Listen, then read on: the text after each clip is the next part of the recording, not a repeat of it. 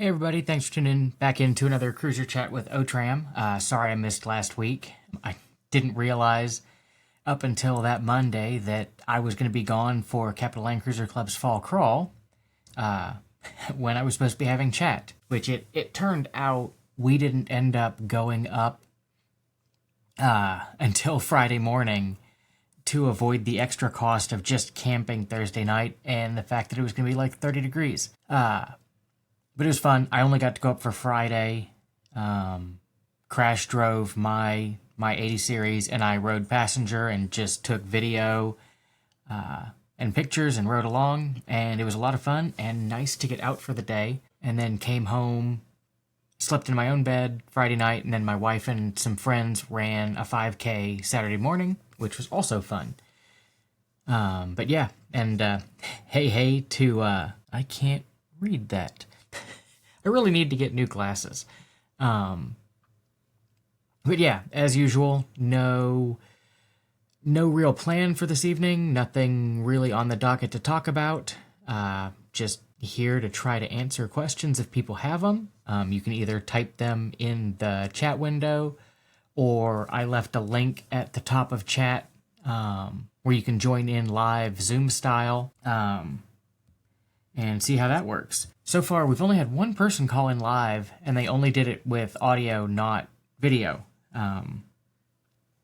So we'll see if anybody's brave enough to try that. Otherwise, I'm trying to think if there's anything fun and exciting going on at the shop right now. And I think everything's just mostly routine repair. I rebuilt 80 series front diff for noise and shot video on that. I just need to edit it.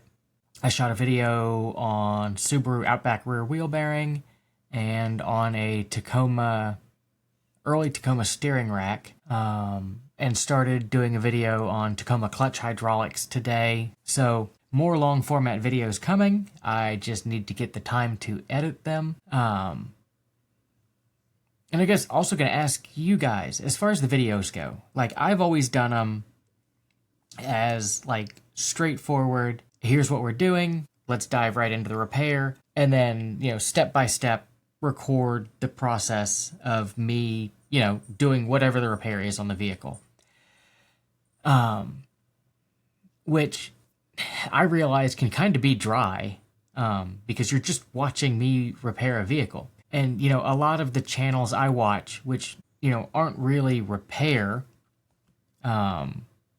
videos, but, like building stuff videos, like they're cutting in B-roll and going on like side quests and talking about other stuff during the videos. And I don't know if that would be like more appealing, or if you guys just want the straightforward, here's how to do a repair.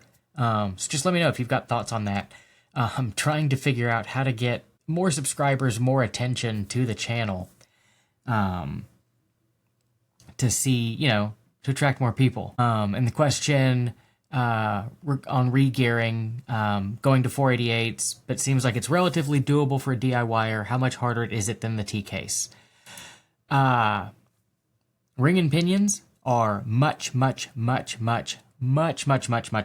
harder than T-case gears. T-case gears, they're helical cut gears. They go on the shafts.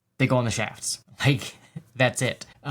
Ring and pinions, you've got two hypoid gears that you're adjusting the fit on two different axes and within, thousandths of an inch. On paper, straightforward, doesn't look that difficult. In practice, it's much more difficult. Because not only are you taking measurements and adjusting the gears in and out, you're also painting the gears and running patterns, and then you've got to interpret the patterns to know which way and where to move things and to know when you're right. And there's a lot of feel to that. Like a lot of times when I'm doing gears, yeah, I run the patterns, but just spinning them, a lot of times you can feel if there's going to be a problem before you even run the pattern. So yeah, they can be much more difficult. That said, I taught myself to do gears, and only roached one set in the process. But yeah, there is a steep learning curve. If you're going to try to do your own gears, try to find somebody local to you that has done several sets of gears, that can like take you under their wing and help you. And then next question. Any tips on replacing the main engine harness in the 1FZ without removing the engine? There is absolutely no reason to remove the engine. The only thing you're going to have to remove is the upper intake plenum so that you can get the harness snaked down through the lower plenum. You might be able to snake it through with the upper plenum still on, but I think it's well worth the time and effort to take the upper plenum off to get more room in there. But it's not a bad job to do. It's just time consuming trying to work all the plugs loose. Two big ones that are down under the intake against the bell housing can be really tricky to unplug, but it's not a bad job. And then next question, if I bring my front and rear differentials, would you install ARB air lockers and new bearings and stuff for me? I can pull them and bring them to you. We have stopped doing differentials with and transfer cases for that matter without having the truck there and us doing the entire job, just because we don't have any way to verify the break-in and everything and to make sure everything's right and working properly unless we do the entire thing. And I do not install ARB air lockers. I stopped installing them years ago. I'll do Eaton E-lockers or Harrop E-lockers, but I will not install ARBs. It's a outdated antique of a design and the O-rings suck to deal with. But we can do the full job with not ARBs, but we don't do ship-in diffs anymore because we like to be able to put everything back together and verify that it works as a system before we let it go. And then next one, my thing keeps lagging, so I can't scroll this. Oil question on using 530 instead of 020 on a turbo Land Cruiser in 2025. I know lots of info out there, but appreciate yours. I took it to the dealer for free 5K service, but didn't even change the oil. So I would only run what the dealer specs it as. We had a customer a couple years ago put 530 in just a regular 5.7 that called for 020. And the variable valve timing actuators sounded horrible because the oil was, thicker and making them rattle. I know a lot of people are like, oh, it's an EPA thing for the thinner oil. And yeah, I'm sure it is. And I'm sure that they went with the thinner oil for fuel economy. But all the engine clearances, the valve timing, and all that jazz is oil controlled. And it's spec'd based on the fluid characteristics of, 020. So that is what I would run, and I would not stray from that. But I would 020. Like whatever the dealer calls for, that's what I'm running. It is too big of a risk to switch to something else. And yes, I recommend the Eaton lockers. And to answer the question, ARB air lockers aren't inherently bad. They're good lockers. I've got an ARB in the front of my 80 that I put in 20 some years ago before the E-lockers existed.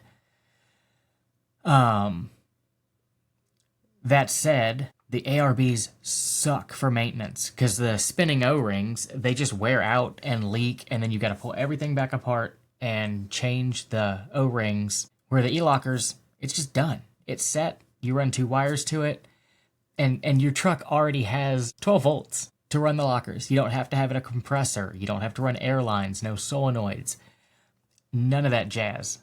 So I am a big fan of the E-lockers. There may be differences between the Eaton and the Harrop E-lockers. I'm sure they're different part numbers. There was some weird, I don't remember which one, but one of them wasn't selling to the US and the other one was as far as Toyotas. and then there was a dust up about it, and they switched. And last I checked, you could only get Eaton's here. But it's been a while since I've looked to see if Harrops were available again. And next question, how do you immobilize the 3FE crankshaft engine when installing the harmonic balancer, doing the timing cover reseal job in order to achieve the correct torque? The way I usually do it is put the transmission in fourth. Oh, no, wait, you said 3FE. So it's an automatic. Trying to think. It has been forever since I did a 3FE. On the 2Fs, we just put them in gear and somebody stands on the brakes while we torque it. But with the automatic behind the 3FE, that doesn't work. I honestly can't remember how I held a 3FE still last time. I think I just used a pry bar to the flex plate, which obviously isn't super ideal. But yeah, I am completely drawing a blank. It's been forever since we've had a 3FE in the shop. Oh, if you have a manual transmission on your 3FE, yeah, just put it in gear and have somebody stand on the brakes. You'll get some driveline wind up, but it'll hold well enough to torque that crank pulley. Somebody wants to know, what temperature should AC vents put out? I can't get mine below 59 and pressures are correct. So I shoot for 30 degrees below ambient. So if it's, 100 degrees out, you're probably only going to get 70 out of the vents. And pressures, yes, play a role in it, but the weight of the charge is more important because the pressures are going to change with the ambient temperature and how hard you're running the AC. So really, you want to know how much refrigerant is in there. And if the refrigerant charge is right, then you can look at pressures for, things being funky and out of whack. But generally, you're only going to get like 30, maybe 40 degrees, change between ambient. Also check, depending on what year truck, check cabin filter, which I think further down you said 80 series, which wouldn't have a cabin filter, so that doesn't matter. But cabin filter, blend doors, stuff like that can play a role in it too, which the 80 doesn't really matter. And then, let's see. Have you worked on many supercharged 80s? I've seen some people run them stock or just new fan clutch and been perfectly fine, wondering if they need an intercooler. We've had, a dozen or so supercharged 80s come through the shop. We have one, the one that I just rebuilt the diff on yesterday, is a supercharged 80. And we've only got one customer that's running an intercooler, and I don't know that you really need it. I mean, you're only putting out 7 pounds of boost. They don't seem to need it. Would an intercooler help? I'm sure, lowering the intake temperature is always going to help. I don't know if it's worth the expense and the trouble of adding the intercooler. And Guitar 14 says, congrats on the new tattoos. Thanks. They were spur of the moment. We were in Woodstock, New York a couple weeks ago, and it was funny. I was talking about wanting to get soot sprites from a Miyazaki movie, and as we rolled into town, there was a tattoo parlor with a one face on the door. And I was like, I gotta go to this place. Walked in, they were playing ska music. Super cool people, had a whole wall of Miyazaki flash. So I ended up getting, and the lighting is not going to pick that up, but I got soot sprites and then got bored and went back the next day and got a Kadama.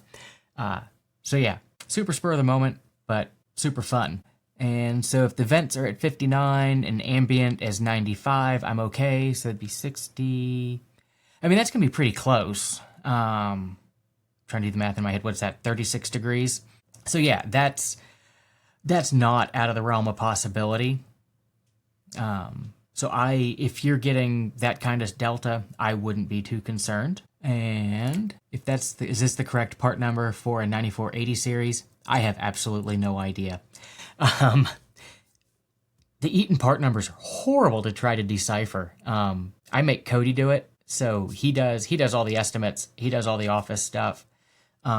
He just sends the work order to me over the computer, and I do what the work order says. So yeah, your best bet would be call somebody that deals directly in the Eaton e-lockers, and double check that part number. the wholesaler we were using for them, I remember if they shut down. It was Transamerican. So yeah, I haven't ordered one. It's been a couple years since I put e-lockers in anything. When Crash left and went to work at another shop for a little over a year, and it was just me in the bays, we cut way back on the like aftermarket, like diffs, lockers, all that kind of stuff, just because it took so much time out of my day where I could just do, maintenance and repair instead and get many more trucks through the door. I don't think we've done any since Crash came back, and he's been back almost a year. So yeah, it would have been probably at least 2 years since I've done one. And hopefully it's not coming through too loud. I can hear the dogs. They must be in the hall right outside my office door, and they're playing with one of their cow bones on the hardwood floor. Yeah, on the topic of tattoos, the local tattoo parlor, or one of the local tattoo parlors, just posted on Facebook that they're doing Halloween Flash and having a Halloween party tomorrow.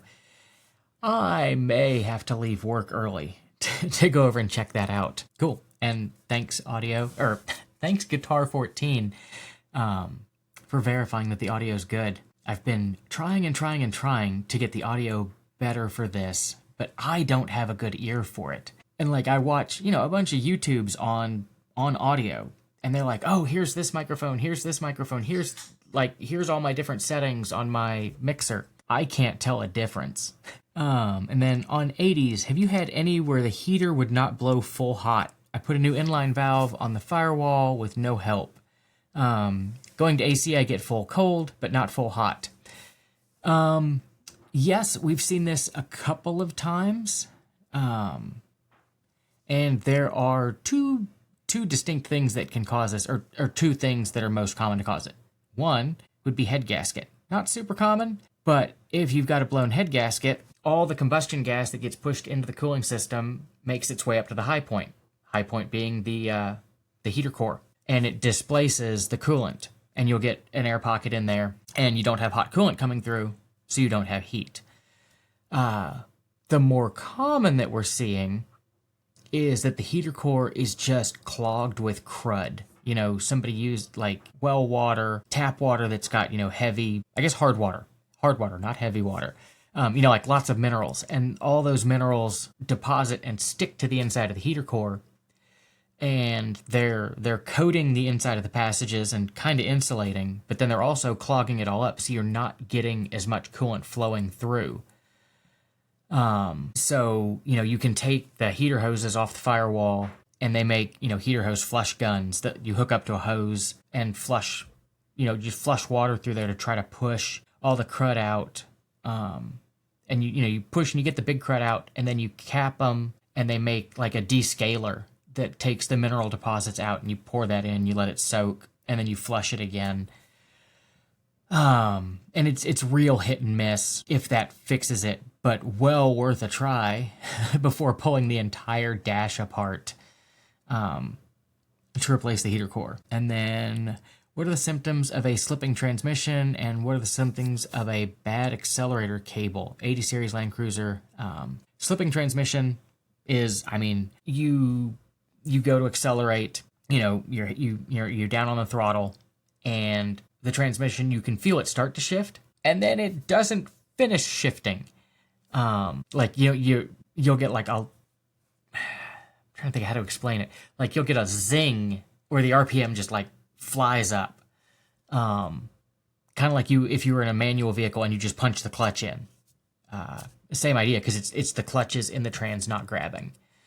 So the engine RPM, flings up. When I first put the turbo on my 80, took it out for a test drive, started shifting 1 to 2 at 2,500 RPM. It didn't finish shifting until 6,000.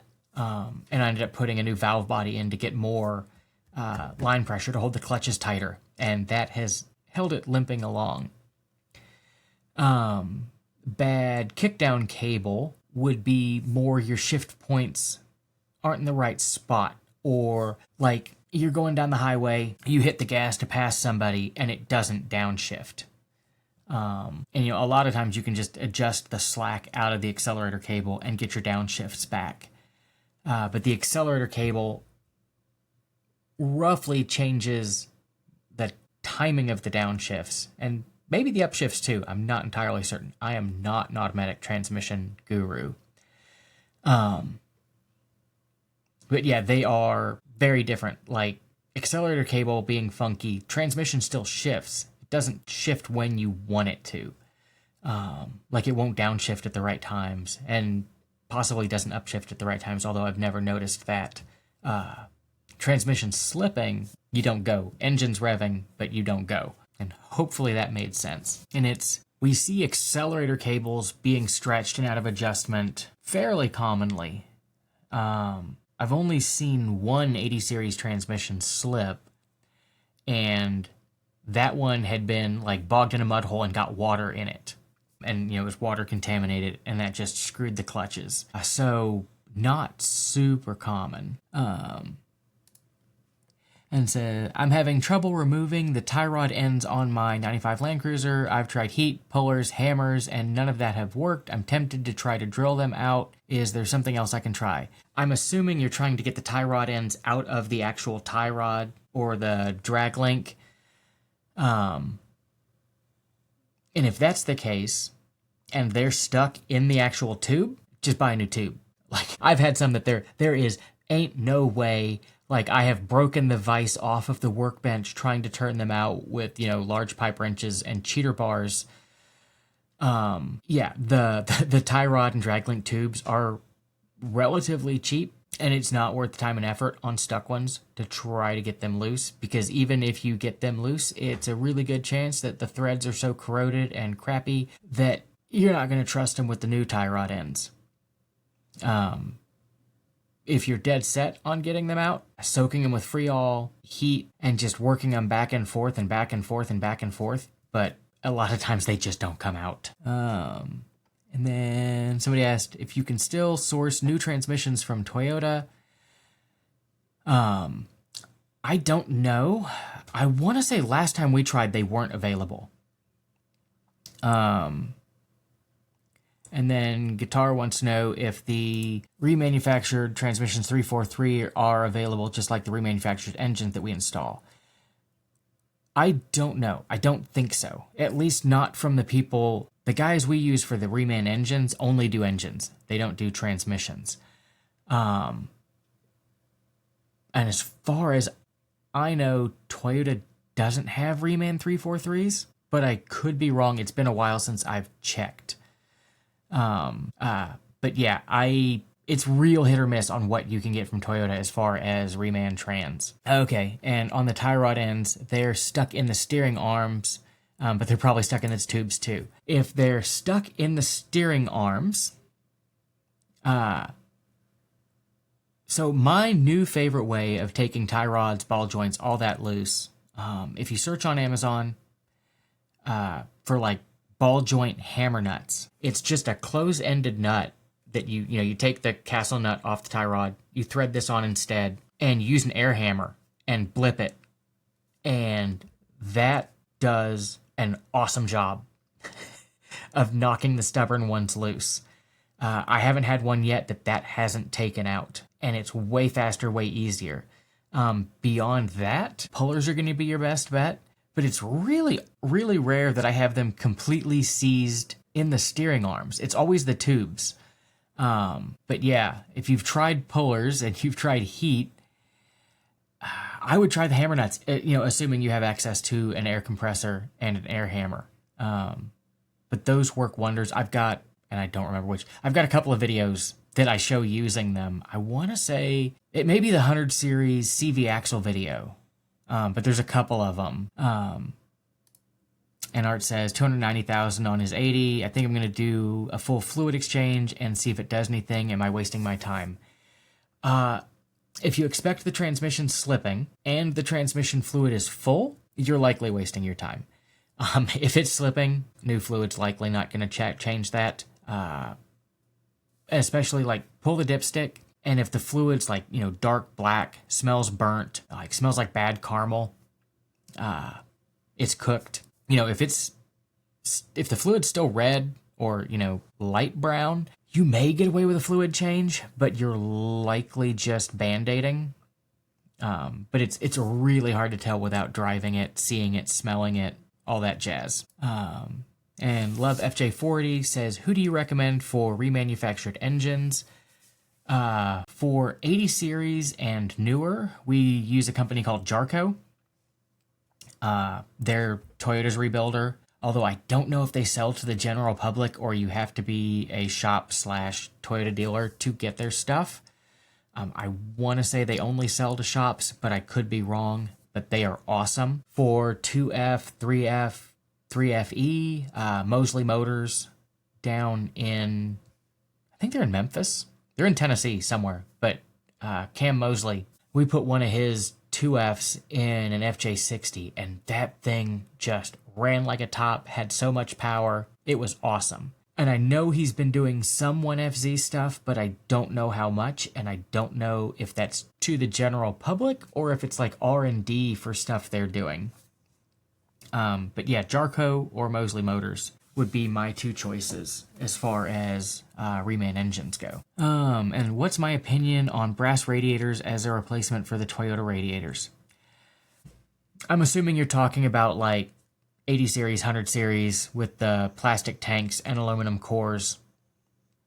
I don't see a problem with the plastic tanked radiators. I mean, they last 250,000 miles, 300,000 miles, before the plastic gives out. So I don't have a problem with those. The brass probably conducts heat marginally better, but it's likely more of a difference of tube diameter, fin count, blah, blah, blah, thermodynamics that I don't fully understand, but can put the words out there.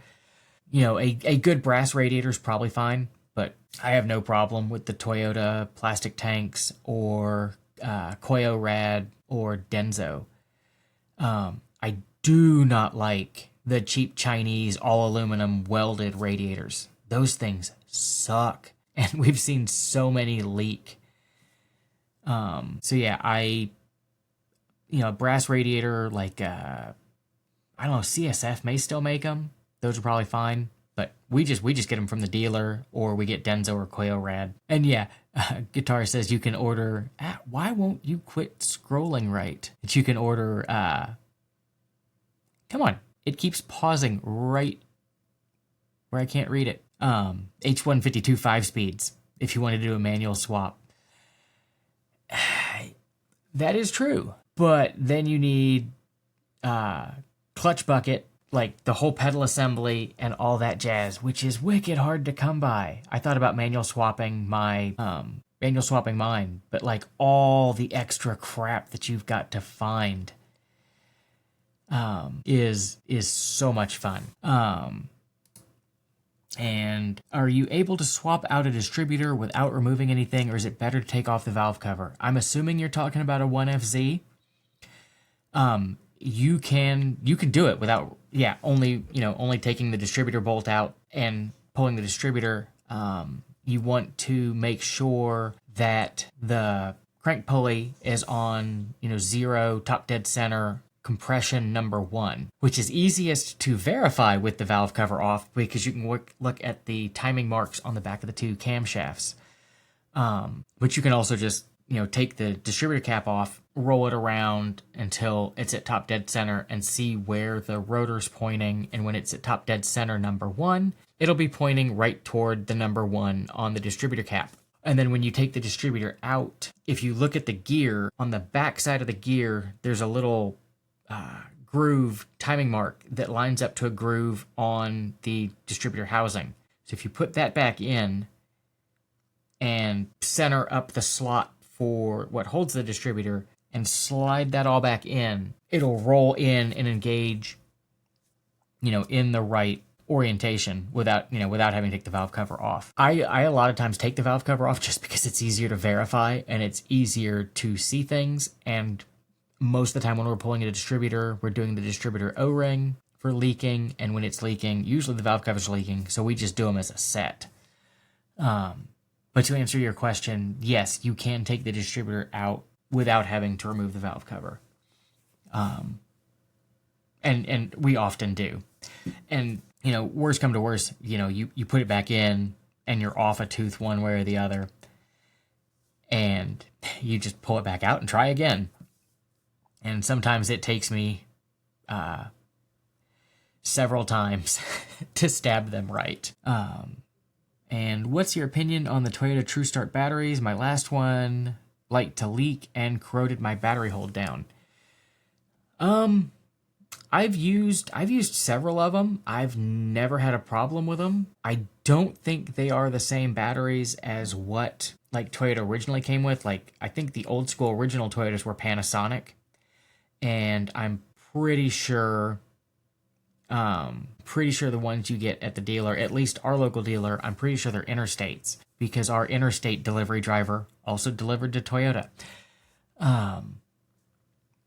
But that said, I haven't had a problem with them. But we generally just use parts store batteries, like Advance, O'Reilly, AutoZone, and just go with, the ones with the good warranty, because, when you break down, across country, it's going to be relatively easy to find an Advance or an O'Reilly or whatever to get the battery warranted, where you may not have a Toyota dealer as close by.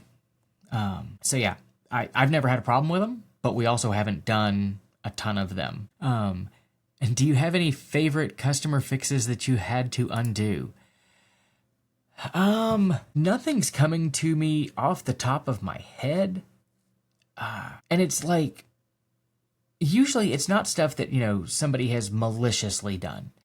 I guess what's most aggravating or fun is when somebody's troubleshooting a rough running issue or some kind of running condition, and they just throw the entire parts store of sensors, fuel injectors, fuel filter, airflow sensor, every sensor known to man, and it's all parts store stuff. And it just super muddies the waters. And you don't know, okay, you can't verify the initial problem because so much stuff has been changed. And now you don't know if you're battling the initial problem or if you're battling crappy aftermarket parts that don't work right, or you're battling a new problem that was introduced with all these part changes, or a combination of all three. So those are the hard ones to undo. Because it just takes so much extra work to try to figure out what's going on. And then next question. With the center diff lock with the diff mod switch for use in 4 high, what do you think the safe max speed would be? Thoughts on this mod? Locking the center diff in 4 high and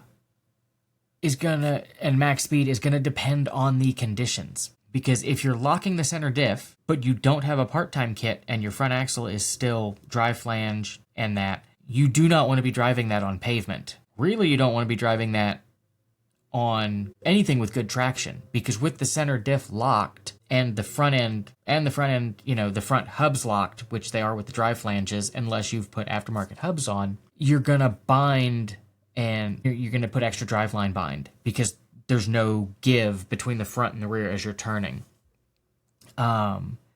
If you have the part-time kit, where your front has locking hubs and you can unlock them, then you can ride at highway speed and with the center diff locked, because there's no bind.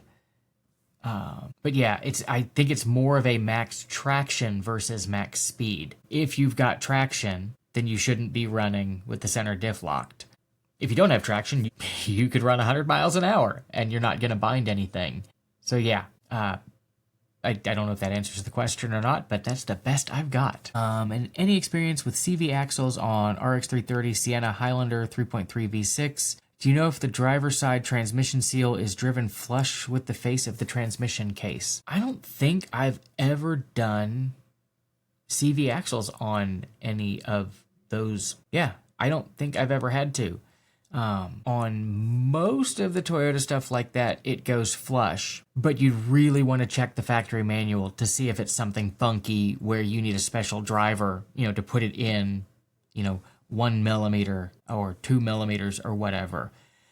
But yeah, I don't think I've ever done CV axles on any of those. I've done control arms, I've done motor mounts, I've done timing belts, but actually I may not have done timing belt. I don't know if I've done the 3-3 or if that's chain. But yeah, I've never done CVs on one of those. And unfortunately, I can't look up our service info from the house because it is like IP locked or whatever to the shop. And Mountain Bike Rider says, say you do have a part-time kit and you engage the CDL while driving at higher speed. Is there a chance to bind the rear by going around corners like sweeping curves? So if you have the part-time kit and the front hubs are unlocked, no. Because there's no load on the front drive shaft, so it doesn't care front to rear of the vehicle speed differential. If the hubs are locked, yes, because with the hubs locked, it would be the same as the drive flanges that came factory. And with the hubs locked, you could bind front to rear. Yeah, running through my head to double check that I've got that right way around. But yeah, hubs unlocked, fine. You're not going to load it up. Because hubs unlocked, it's working at hubs unlocked, CDL locked. It's acting the same as an old school part-time transfer case where you had to shift it 2-wheel drive, 4-wheel drive. And then extra bind, while extra should still be pretty manageable for the axles and U-joints. No? You don't want binding, extra binding, period. It is real easy to break stuff with driveline bind. The forces that it puts down high speed front to rear is pretty phenomenal. And you can break stuff pretty catastrophically. I've done it. Not something you want to play with. And Mountain Bike Rider, so no binding on the rear then. No, because the center diff lock is locking the front and the rear. If it's locked and your front hubs are unlocked, it's still acting the same as a rear-wheel drive. There's no speed differential front to rear with the hubs unlocked.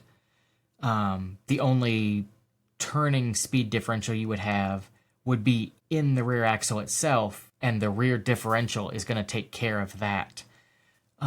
Yeah, so it's not going to transmit front to rear as long as the front hubs are unlocked. And no, regular driving on pavement with the center diff locked and drive flanges like solid front is not okay. You will break things. Guitar wants to know what customer jobs are more common in winter than in the summer. Some people never turn on their heat until winter. I don't know that we really have a bunch that are different. We see more batteries failing with the change in temperature. And yeah, like we see when people's heat doesn't work, we get that in the winter. And when their AC doesn't work, we get that in the summer. And I guess we get more 4-wheel drive. My 4-wheel drive doesn't work complaints in the winter because it's snowing and people want their 4-wheel drive. And yeah, Mountain Bike Rider, the CDL just gets an equal distribution between the front and rear axle. So an unlocked front eliminates that. Correct. And no problem. Glad the videos have been helpful. Yeah, it's funny how many people are like, oh, I watched your videos and they saved me a bunch of money. And it's funny because like this cruiser chat, like if you look at the analytics, it doesn't look like anybody's watching this, anybody's paying attention to it at all. Because it's not getting views, it's not getting downloads. But then people call the shop and they're like, hey, I love cruiser chat. And like we were out at Fall Crawl and people were like, hey, I love the podcast. And it's like, so am I just randomly running into the only 12 people that are watching this? Because yeah, it's funny. It doesn't seem like it gets out to a ton of people, but I guess it does. And I am not understanding this question. For the transfer case actuator, which direction should the gear be turned to, clockwise or counterclockwise? I'm not sure what you're asking. I can't think of a gear on the actuator that actually turns like that, except I guess if you're looking from the top, in which case I don't know. It's going to sound stupid, but even when I'm building them, I just put the gear in and I turn it one direction and then I feel the front and rear output and feel if it's locked. And if it's locked, I know I went to the locked direction. If it's unlocked, I know I went to the unlocked direction. So I just test things like that and don't actually pay attention to which way I spun it. It's funny, like a lot of people will ask about like the minutia of, like weird technical things. And it's like, I don't know. I just test as I go along. There is way too much information to try to keep it all in my head. I look it up in service info, what I don't remember. Like, even today, I was putting a front axle back together, 80 series front knuckles. I have done that job hundreds of times. I still went over and checked the torque poster that's on the wall, and Crash made fun of me for it. And it's like, hey, I don't know if what I'm remembering is right. I'd rather just go look at the poster and make sure. Yeah, I like some of the stuff, like 4.7 timing belt, I know all those torque specs off the top of my head, and I know which way everything goes together, which tools to grab for what. But yeah, for some reason, like some of it, I've got to look it up every time, and it's just a weird mental block. And wow, Mountain Bike Rider, that is a list of stuff that you've done from the videos. I need to go back and redo some of those older videos now that we've got better camera and audio equipment. Like I was doing the front diff. It was a front high pinion E-locker diff for an 80. And I realized I'd never done a video on that. So I went ahead and shot a video while I was doing that this week, hoping to get all the new videos that I've shot. I think I've got 4 long format videos filmed, and some of them are partially edited, and then I've got a couple of shorts. Hoping to get all that finished, edited this weekend so I can start posting them, and also trying to learn better editing techniques to make all the transitions smoother and try to make the videos better. It's funny, you guys are learning repairs from my videos, and I'm learning video production and audio production from other people's videos on YouTube. It's just a big vicious cycle. YouTube has something for everybody. Looking behind me, Artemis has not moved the whole podcast. I wrapped her up in a blanket because she was cold, and she is just snuggled in back there behind me. And if you guys don't mind, I think I might knock this off a few minutes early this evening. So I can go get some food because I haven't eaten dinner yet. And 77 Dongle says, any tips for bleeding the AHC? No, other than lots of paper towels, and do it on a surface that you don't care about, because no matter how careful you are going to get AHC fluid everywhere. So if you have a concrete driveway that you're worried about staining, don't do it there. God, I hate bleeding AHC. The fluid smells horrible. It gets everywhere, and it is such a pain to do. I guess my one serious tip would be start soaking the bleeders early. You don't want those breaking off. But yeah, with that said, here's another one that popped in, and I have no idea. 96 triple lock Land Cruiser was driving 70 miles an hour down the highway yesterday when I heard a boom, like something broke off or came disconnected. Now it's making a rattling noise. Any clues? No idea without hearing it. Noises are one of those that, like, you're trying to narrow them down over the internet is crazy. I would check the top of the muffler. I've had the mufflers blow open like a Jiffy Pop popcorn and make all kinds of funky noises afterwards, but that's the only thing I can think of that would be a big boom. But yeah, other than that, if you can replicate the sound while moving, relatively slowly, you could always just drive through a parking lot and have somebody like walk/run next to you and see if you can pinpoint at least, where on the truck it is, and then take a closer look. Like, people probably think we're crazy, but I jog through the parking lot while Cody's driving all the time, trying to narrow down sounds. Because a lot of times that's faster than using our fancy, chassis microphones or the NVH setup. But yeah, noises can be a lot of fun. I have got a ton of money invested in noise diagnostic tooling, and even then, it can still be difficult. But yeah, with that said, I'm going to jump off of here and go get dinner, and then I'll start editing this up so I can post it out as an audio source. For new people tuning in, listening to this after the fact, after the live version, we record the live versions of this most Thursdays at 8 o'clock Eastern here on the YouTube channel. And then I spit it back out as a podcast. So yeah, thanks to everybody for tuning in. Without you guys tuning in and asking questions, this doesn't work because I don't have things I can ramble on about for an hour. But yeah, I will catch you guys next week. Thank you again.